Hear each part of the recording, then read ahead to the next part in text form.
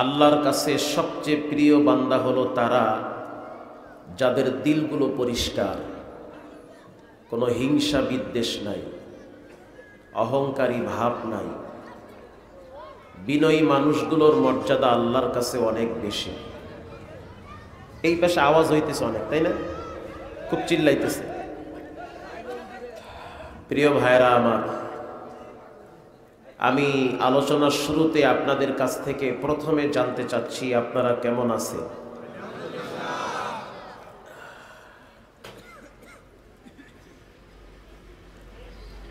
অনেক মানুষ দেখবেন অনেক টাকা পয়সার মালিক, তারপরও তাদের মুখে হাসি নাই, মুখে শুকর নাই, অকৃতজ্ঞ। আবার অনেক মানুষ অনেক মুসিবতে থাকার পরেও তারা বলে যে আল্লাহ আমাকে ভালো রেখেছেন। আমি আজ থেকে 3 বছর আগে কিশোরগঞ্জে একটা মাহফিলে গিয়েছিলাম, তারাইল থানায়। তো সেখানে যাওয়ার পরে এক ব্যক্তিকে দেখলাম, যিনি মাহফিলের আয়োজক, একজনই একটা বিশাল মাহফিল করে, টেলিফোনে দাওয়াত দিয়েছে। প্রথমে আমাকে বলেছে যে ভাই, আমি কিন্তু প্রতিবন্ধী মানুষ। আমি ভাবলাম হয়তো তার হাত নাই, অথবা পা নাই, অথবা চোখে দেখে না, এরকম একটা বিষয় হতে পারে। কিন্তু আশ্চর্য বিষয় হলো, আমি গিয়ে দেখলাম যে তিনি মুদ্দারের কাপড় গায়ে দিয়ে শুয়ে আছে, মানে কাপনের কাপড় শরীরে পেঁচায়া একটা বিছানায় শুয়ে আছে, মুখে হাসি। তার হাত পা গুলো আঙ্গুলের মতো চিকন, বিছানায় পড়ে আছে, দাঁড়াইতেও পারে না, বসতেও পারে না, হাঁটতেও পারে না। এমনকি এক গ্লাস পানি যে খাবে সেটা নেওয়ারও তার শক্তি নাই। আমি বললাম যে আপনার নাম কি? তিনি আমাকে বলল, আমার নাম ফয়জুর রহমান। মাশাআল্লাহ, সুন্দর নাম। কে রাখছে? আমার আব্বাই রাখছে। এভাবে বিছানায় কতদিন পড়ে আছে। আমার মনটা খারাপ, কিন্তু আমি তাকে দেখতেছি, তার মুখে হাসি। সে হাসতেছে আর বলতেছে যে 36 বছর আমি এভাবেই বিছানায় পড়ে আছি। কত বছর? 36। চিন্তা করা যায়? 36 বছর তিনি দাঁড়াইতে পারে না, হাঁটতে পারে না, বসতেও পারে না, শুধু কথা বলতে পারে। তো আশেপাশের মানুষদেরকে বললাম যে পায়খানা প্রস্রাব কেমনে করে? তারা বলল যে আমরা জানি না কেমনে বাথরুম করে, কেমনে প্রস্রাব করে, কে পরিষ্কার করে সেটাও আমরা জানি না। তখন ভাবলাম, যার কেউ নাই তার তো তার রব আছে। তিনি হলেন কে? আল্লাহ আছে। এই বিশ্বাস যদি আমাদের অন্তরে থাকতো, তাহলে আমরা মানসিক ডিপ্রেশনে ভুগতাম না। আজকে অনেক ধনী ধনী ফ্যামিলির ছেলে মেয়েরা আত্মহত্যা করে। আমি শিল্পপতি দেখছি যে মানসিক যন্ত্রণায় নিজের লাইসেন্সকৃত পিস্তল দ্বারা নিজের মাথায় শুট করেছে। আমি একজন পুলিশ অফিসার দেখছি যে নিজের পিস্তল দিয়ে নিজের মাথায় শুট করেছে, আত্মহত্যা করেছে। আমি গুলশান বনানীতে দেখছি যে ধনী ফ্যামিলির অনেক ছেলে মেয়েরা মানসিক যন্ত্রণায় ভুগতে ভুগতে লাশ পর্যন্ত আত্মহত্যা করে। সুস্থ মানুষ, সবল মানুষ কেন আত্মহত্যা করলা? আত্মহত্যা করার জন্য এত ব্যস্ত হয়ে গেল কেন? এরকম একজনকে বলেছি আমি যে কেন তুমি আত্মহত্যার পথ বেছে নিলা, যদিও আল্লাহ তোমাকে বাঁচায় দিছে। সে বলল যে আমি মানসিক যন্ত্রণায় ভুগতেছি। মানসিক যন্ত্রণা। মানসিক যন্ত্রণা এটা কখনো কখনো শারীরিক যন্ত্রণার চেয়েও বেশি হয়, তীব্র রূপ ধারণ করে। মনে অশান্তি, এটা কি দেখানো যায়? কারো মনে যদি অশান্তি থাকে, অস্থিরতা ভাব থাকে, এটা কি দেখানো যায়? এটা একা একা অনুভব করে। নবী করিম সাল্লাল্লাহু আলাইহি ওয়াসাল্লাম তিনি তায়েফে দাওয়াত দেওয়ার জন্য গেলেন। আপনারা জানেন তায়েফের মানুষগুলা কি তার সাথে ব্যবহার ভালো করেছে? সবাই বলেন, না খারাপ ব্যবহার করছে? খারাপ ব্যবহার করছে। কেমন খারাপ?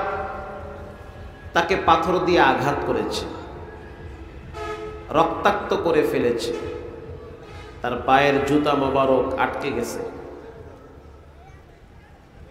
তিনি অসুস্থ হয়ে পড়লেন, একটা গাছের নিচে বিশ্রাম নিলেন।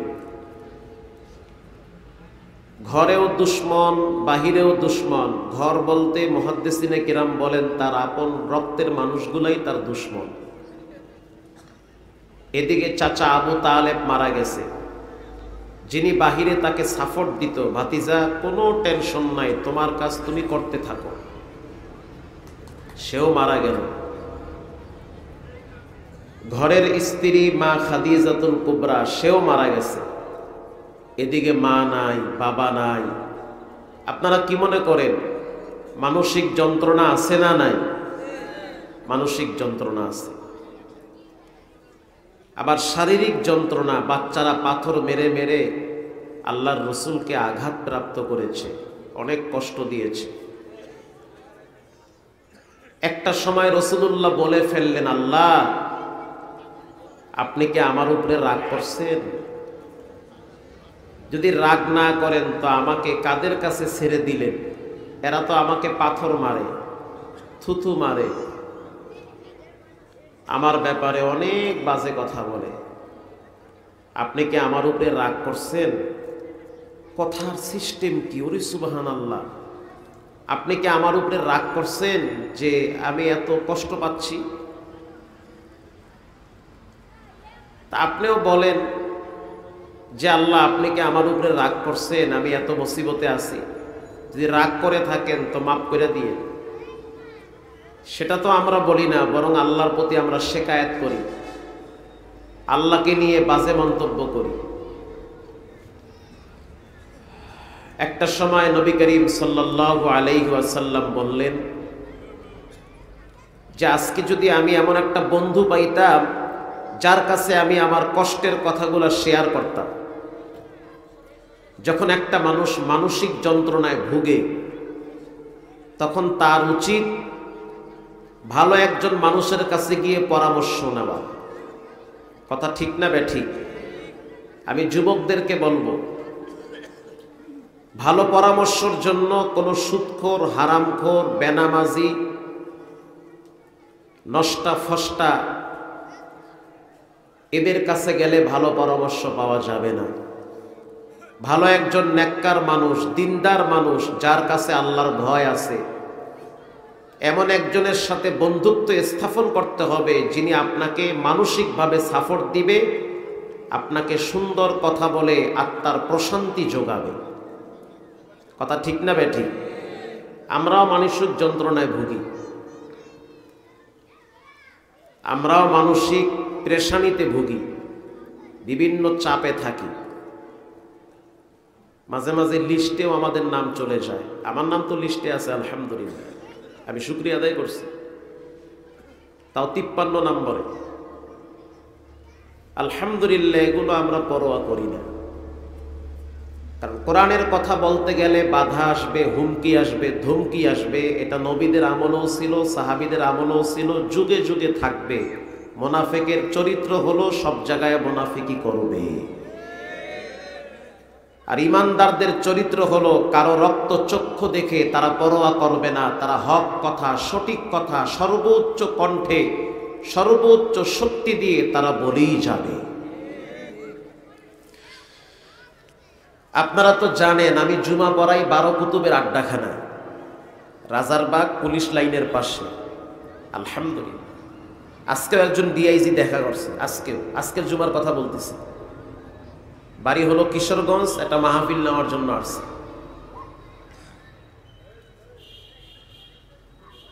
তো বিভিন্ন সময় বিভিন্ন ঝামেলা ফেস করতে হয়। শুকরিয়া আদায় করি যে এই ঝামেলাগুলো আমার ব্যক্তিগত ঝামেলা না, এই সমস্যাগুলা মুসিবতগুলা এটা আমার ব্যক্তিগত কোনো সমস্যা নাই।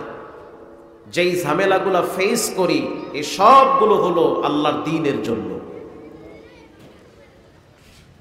আপনি তো নেতা নেত্রীর জন্য সময় দেন, আপনার উচিত আল্লাহর দ্বীন প্রতিষ্ঠার জন্য সময় দেওয়া। কোরআনের রাজ কায়েমের জন্য আপনার রক্ত জমিনে ঝরানো দরকার।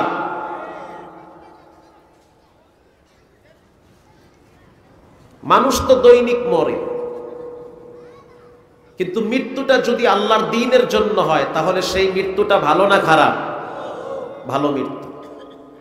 ছেলের হাতে বাবায় মরে, মেয়ের হাতে মা খুন হয়, নেতার হাতে কর্মী মরে, আছে না নাই? প্রতিদিন মরতেছে। আজকেও তো দেখলাম গাড়ি অ্যাক্সিডেন্ট করে 7 জন মারা গেছে। আহা, একজন ব্যক্তি মারা গেছে, তার জানাজায় যাচ্ছে সিএনজির ভিতরে 7 জন। যারা জানাজায় যাইতেছে তারা গাড়ি অ্যাক্সিডেন্ট করেছে। একজনের জানাজায় যাইতে গিয়া বাকি 7 জনের জানাজা আর এক মাঠে রেডি হয়ে গেছে। বলেন এই সিদ্ধান্ত, এই ফয়সালা কার? বেঁচে থাকতে পারবেন না, কোনো সুযোগ নাই, কোনো অপশন নাই, চলে যেতেই হবে। আল্লাহর রসুল বলেন, মুআজ ইবনে জাবাল, আওসানি রাসূলুল্লাহ সাল্লাল্লাহু আলাইহি ওয়াসাল্লাম লা তুশরিক বিল্লাহ ওয়া ইন কুতিলতা ওয়া হুররিকতা। তোমাকে আমি উপদেশ দিতেছি, তুমি কখনোই আল্লাহর সাথে শিরিক করবা না। যদি তোমাকে হত্যা করা হয় তারপরও শিরিক করা যাবে। শিরিক যদি করা না যায় তাহলে কি মাজারে গিয়া বাবার কবরে সেজদা দিয়া বাচ্চা কাচ্চা চাওয়ার কোনো অপশন আছে? কেন এগুলা করেন? নিজের বাবার খবর নেন, নিজের মায়ের খবর নেন, নিজের বোনের খবর নেন। রেজেকে বরকত হবে, হায়াত বাড়বে। সুবহানাল্লাহ বলেন। আর একজনের বাপের খবর নিয়ে লাভ আছে, নিজের বাপের খবর যদি না থাকে? এই সমাজে অনেক মানুষ আছে যারা বুঝতে চায় না।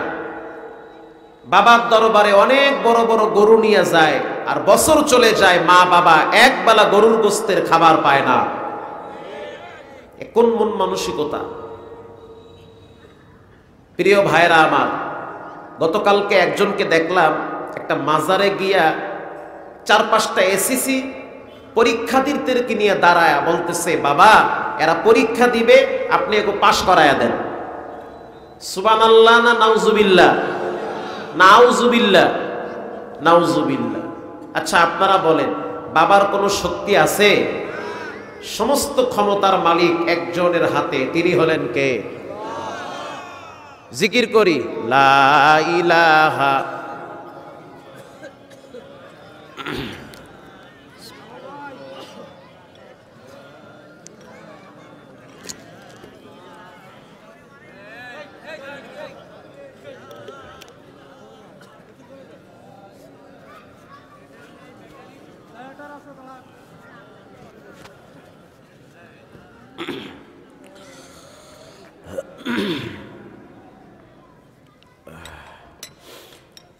প্রিয় ভাইরা আমার, এবার সমস্ত শক্তি এক জায়গায় করে বলেন, আসমানের মালিক কে? যে জমিনে আপনারা বসে আছেন, এই জমিনের মালিক কে? মাশাআল্লাহ। আমরা যদিও ইসলামের খুব বেশি উপকার করতে পারি না, কিন্তু আমরা ইসলামের পক্ষে আছি না নাই? আছি ইনশাআল্লাহ। নবী করিম সাল্লাল্লাহু আলাইহি ওয়াসাল্লাম বলেন, মুআজ ইবনে জাবাল, তুমি কখনোই শিরিক করবা না। বৃষ্টি আসতে পারে, এটা বললে শিরিক হবে না। কিন্তু যদি আপনি বলেন বৃষ্টি আসতেছে আর যদি না আসে তাহলে আপনি শিরিক করলেন। কারণ জিবরাইল তো আপনাকে বলে নাই যে বৃষ্টি আসতেছে তুমি বইলা দাও। বৃষ্টি দেওয়া না দেওয়ার মালিক কে? এটা আমরা অনেক সময় বলে ফেলি, মেঘাচ্ছন্ন আকাশ দেখলে বলি যে তাড়াতাড়ি ঘরে আসো বৃষ্টি আসতেছে, পরে দেখি মেঘ হয় এক জায়গায় বৃষ্টি হয় আর এক জায়গায়। তাহলে এটাও শিরিকের অন্তর্ভুক্ত। এরকম শিরিক করা যাবে যাবে না। এবার আসে, এক বেচারার 5টা মেয়ে হয়েছে, আলহামদুলিল্লাহ, এবারও তার স্ত্রী গর্ভবতী, বাচ্চা হওয়ার সম্ভাবনা আছে। এখন আপনি যদি বলেন যে 5টা মেয়ে যেহেতু হইছে এইবারও তোর মাইয়া হইবে, তাহলে কি আপনার কাছে কি জিবরাইল এসে বলছে যে মেয়ে হবে না ছেলে হবে? আপনি আল্লাহর দায়িত্ব কেন নেন? এ কথা বলার দ্বারা আপনার তওবা করা উচিত, এটাও শিরিকের অন্তর্ভুক্ত। কারণ ওয়ায়ালামু মা ফিল আরহাম, আল্লাহ তাআলা বলেন মায়ের পেটের ভিতরে কি আছে এটা পৃথিবীর কেউ জানে না, একজন জানেন, তিনি হলেন কে? এই শিরিকগুলা করা যাবে না। এবার আসেন, কার কখন কোথায় মৃত্যু হবে এটা জানেন কে? আল্লাহ জানে। যেমন রাস্তা দিয়া এক যুবক হুন্ডার পিকআপ বাড়ায়া দিছে, খেয়াল করেন মানুষ কিভাবে হাসতে হাসতে শিরিক করে। এখন আপনার খুব কষ্ট লাগছে, যদিও কাজটা ঘৃণিত, এত জোরে চালানো ঠিক হয় নাই, এ কারণে অ্যাক্সিডেন্ট বাড়ে, মৃত্যুর ঝুঁকি বাড়ে। কিন্তু আপনি এই দ্রুত চালানো দেখে যদি বলেন ও একটু পরই মরবে, আর মরার সময় হয়ে গেছে, বলে কি বলে না? সুবহানাল্লাহ, আপনি কত বড় দরবেশ হয়ে গেছেন, আপনি কেমনে বুঝলেন যে ও মরবে? এমনও তো হতে পারে যে ওরে আল্লাহ বাঁচায় দিছে, আপনারে আল্লাহ মরণ দিছে। কথা ঠিক না ব্যাঠিক? তাহলে এরকম কথা বলা যাবে? এগুলো বলবেন না, এগুলো শিরিকের অন্তর্ভুক্ত। প্রিয় ভাইরা আমার, যেমন আরো এরকম অনেক কথা আছে যেগুলো শিরিকের অন্তর্ভুক্ত। আল্লাহ তাআলা এই সমস্ত শিরিক থেকে আমাদেরকে হেফাজত করুন। নবীজি বলেন, মুআজ ইবনে জাবাল, যদি তোমাকে আগুনেও পুড়ে ফেলা হয় তারপরও তুমি শিরিক করবা না। 2 নম্বরে আল্লাহর রাসূল বলেন, কখনোই আব্বা আম্মার সাথে নাফরমানি করবে না। মা বাবার সাথে নাফরমানি করলে তার পতনের ঘন্টায় বাড়ি পড়ে, ইজ্জতের সহিত দুনিয়ায় বাঁচতে পারে না। হতে পারে অনেক বড় অফিসার, হতে পারে অনেক ভালো পজিশনের ব্যক্তি, ইজ্জতের সহিত সম্মানের সহিত বেশি দিন টিকতে পারে না। কারণ মা বাবার অভিশাপ, বরদোয়া, এটা কারেন্টের মতো কাজ করে। রাসূলুল্লাহ বলেছেন, খবরদার মা বাবার ব্যাপারে সতর্ক হও, কখনোই বেয়াদবি করা যাবে। নগদ বিচার, কেউ যদি নগদ শাস্তি পাইতে চান সে আব্বা আম্মার সাথে বেয়াদবি কইরেন। যে মা বাবার সাথে বেয়াদবি করে তার শাস্তিটা কি নগদ হয় না বাকি হয়? দুনিয়ায় কিছুটা হয়ে যায়। আল্লাহ তাআলা আমাদের সকলকে এই 2টা ভয়াবহ পাপ থেকে হেফাজত করেন। আরো জোরে বলেন। প্রিয় ভাইরা আমার, আমি আপনাদের সামনে আল্লাহর কোরআন থেকে একটি সূরার 4টা আয়াত তেলাওয়াত করেছি। সূরাটার নাম হলো সূরা 3। সূরাটার নাম সূরা 3। 3 একটা ফলের নাম। এটা ইয়ামেনে হয়, আরব কান্ট্রিতে হয়, আমাদের দেশে খুব কম হয়, পাওয়াই যায় না। নবীজি বলেন, এই ফল যারা খাবে তাদেরকে আল্লাহ ভয়াবহ রোগ থেকে হেফাজত করবে। খুব দামি ফল। তো এই 3 ফলের নামের সাথে আল্লাহ তাআলা কোরআনে একটা সূরা নামকরণ করেছেন, যার নাম হলো সূরা 3। পৃথিবীর ভিতরে সবচেয়ে শ্রেষ্ঠ গ্রন্থের নাম হলো কোরআন। তাবারাকা বিল কোরআন ফা ইন্না কালামুল্লাহি আখরাজা মিন। তোমরা কোরআন তেলাওয়াত করো, কোরআন থেকে বরকত হাসিল করো, কারণ এটা মানুষের কথা না, এটা কার কথা? আল্লাহর কথা।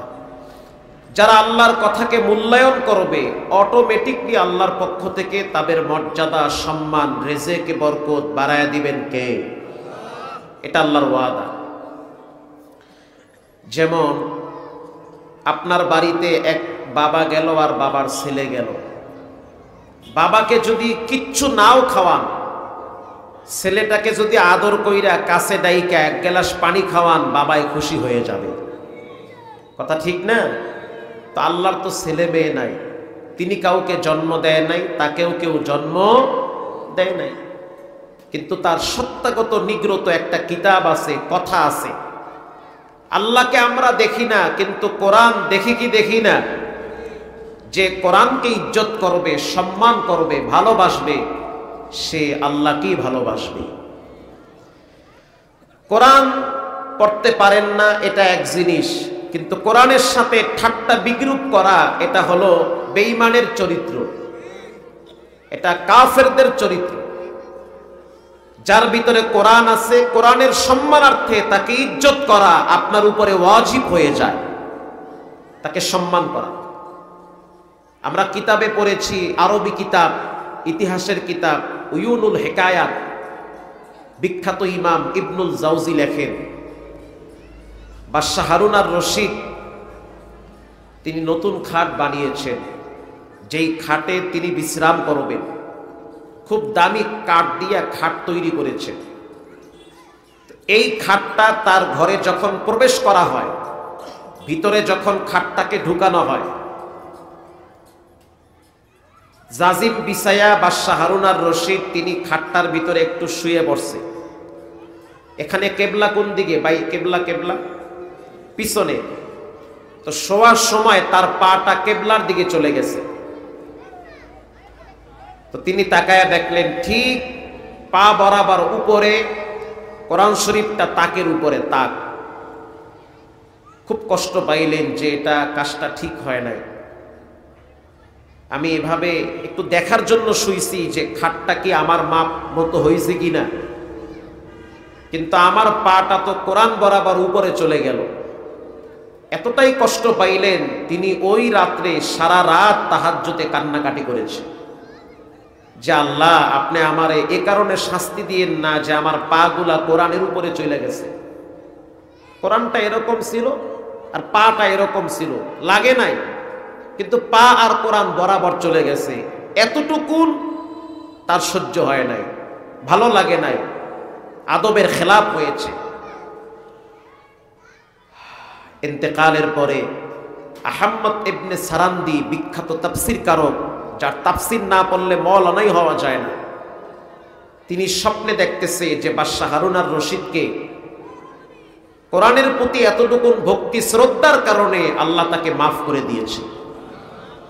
যাও ক্ষমা, তোমাকে শাস্তি দেওয়া হবে না। তাহলে কোরআনের প্রতি যাদের ন্যূনতম ভালোবাসা আছে, তাদের মর্যাদা, সম্মান, ইজ্জত দিবেন কে?